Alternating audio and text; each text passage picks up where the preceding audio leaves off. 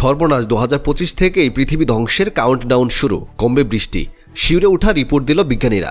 আগামী বছর অর্থাৎ 2025 থেকেই শুরু হবে পৃথিবী ধ্বংসের তাণ্ডবলীলা। বিজ্ঞানীদের গবেষণায় ইঙ্গিত মিলেছে আবার ফিরছে তুষারযুগ, সামনেই ভয়াবহ পরিস্থিতি। পৃথিবীতে শেষ তুষারযুগ ছিল 20,000 বছর আগে, কিন্তু খুব শীঘ্রই আবার ফিরছে এইস age.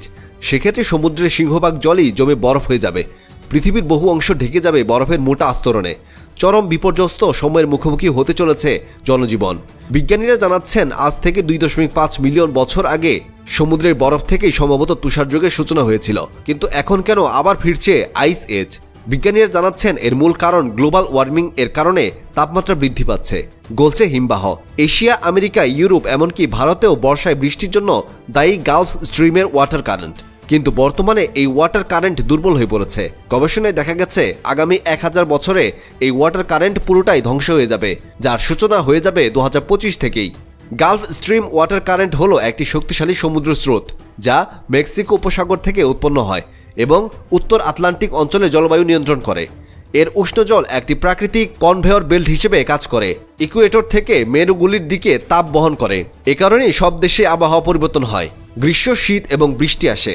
Gulf stream water current নষ্ট হয়ে গেলে মারাত্মক ভয়ঙ্কর সময়ে উপনীত হবে গোটা বিশ্ব।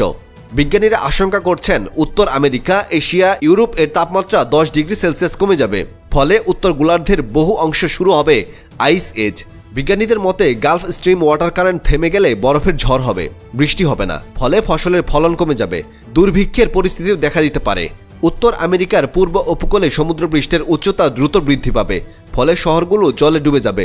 দ্য গার্ডিয়ান এর প্রতিবেদনে বলা হয়েছে মেক্সিকো উপসাগর থেকে গালফ স্ট্রিম উৎপন্ন হয় এবং পশ্চিম ইউরোপের একাধিক দেশে ছড়িয়ে পড়ে। বিজ্ঞানীদের অনুমান 2025 থেকে 2095 সালের মধ্যে গালফ স্ট্রিম সম্পূর্ণরূপে ধ্বংস হয়ে যাবে। যদি গ্লোবাল কার্বন নিরসন না কমানো হয়, তাহলে 2050 সালের আগেই পৃথিবীতে আসতে পারে আইস এজ। Desk report, অপরাজয়া।